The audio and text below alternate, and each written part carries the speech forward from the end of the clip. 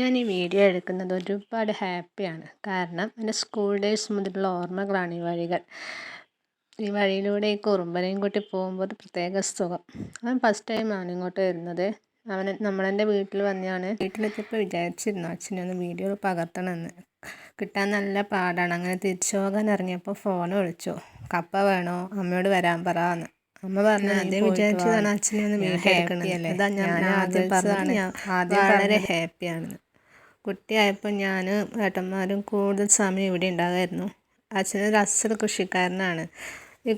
ഇവിടെ ഒരു കിണറുണ്ട്, അത് കുഴിക്കുമ്പോൾ ഒക്കെ ഞങ്ങളെല്ലാവരും ഉണ്ടായിരുന്നു സഹായിക്കാൻ വേണ്ടിയിട്ട്.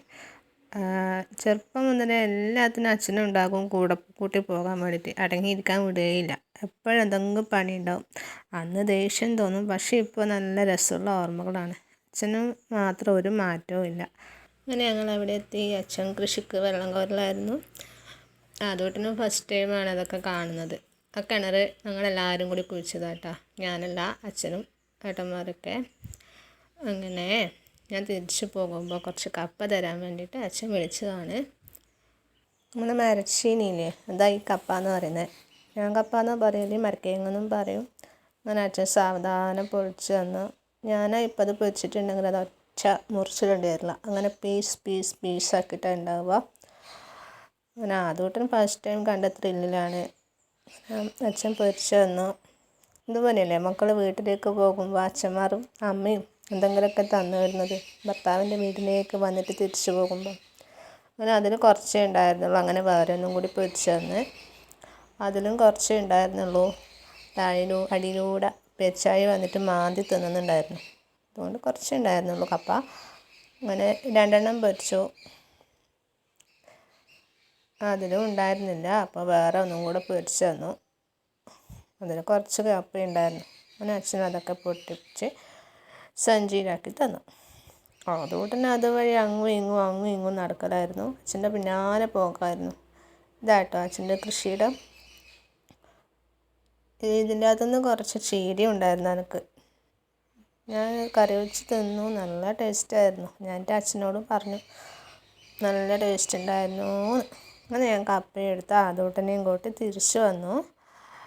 വഴിയൊക്കെ ഇടിഞ്ഞു പൊടിഞ്ഞ് വീകുമെന്ന് ഡൗട്ട് ഉണ്ടായിരുന്നു, പക്ഷെ വീണില്ല. അതോട്ടൻ്റെ നടത്തം കാണുമ്പോൾ എനിക്കൊരു പേടി ഉണ്ടായിരുന്നു. ഒരേ ഓട്ടമാണ് അവൻ, എവിടെയും നടക്കാമെന്നില്ലായിരുന്നു. അങ്ങനെ തിരിച്ചു പോന്നു.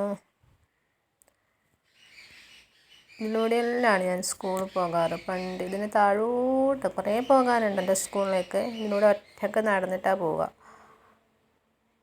ഇവിടം വരെ എൻ്റെ ഫ്രണ്ട്സ് ഉണ്ടാവും, ഇതിനപ്പുറം എൻ്റെ ഫ്രണ്ട്സൊന്നും ഉണ്ടാവില്ല. ഇവിടെയാണ് എൻ്റെ ഫ്രണ്ട്സിൻ്റെ വീട്. അങ്ങനെ അതുകൊണ്ട് അവിടെ ഒരു പശുവുണ്ട്. അതിനോട് കുറേ സമയം വർത്താനം പറഞ്ഞ് നിൽക്കുമായിരുന്നു. കുറേ സമയം പോകാൻ പറഞ്ഞിട്ട് മനസ്സിലാക്കിയിട്ടേ ഇല്ല. അങ്ങനെ റോഡെത്തി. ഇപ്പം ടാർ ചെയ്തതാട്ടോ. പണ്ടൊരു ഇടവഴി പോലത്തെ സ്ഥലമായിരുന്നു. അങ്ങനെ കുന്നാണ്. അതിപ്പോൾ കുറേ മണ്ണിട്ട് നികത്തിയിട്ട് ശരിയായി. അങ്ങനെ അതോട്ടം വേഗം ഓടി വീട്ടിലേക്ക് എത്തലാണ്. ഞാൻ അവൻ്റെ പിന്നാലെ നടക്കുകയാണ്. വീടെത്തി. അവൻ ഇങ്ങോട്ട് ആദ്യം തിരിച്ചു വന്ന് അങ്ങോട്ട് ഓടി മമ്മേ വെള്ളം എന്നും പറഞ്ഞിട്ട് വീട്ടിലേക്ക് ഓടലാണ്. അങ്ങനെ എൻ്റെ വീടെത്തി. മമ്മീ വിളിച്ചിട്ട് വെള്ളം തായോ പറഞ്ഞിട്ട് അവൻ ഓടിപ്പോക്കാണ്. ഇതാണ് എൻ്റെ വീട്. ഇന്നത്തെ വീഡിയോ എത്തിയുള്ളൂ. Thank you.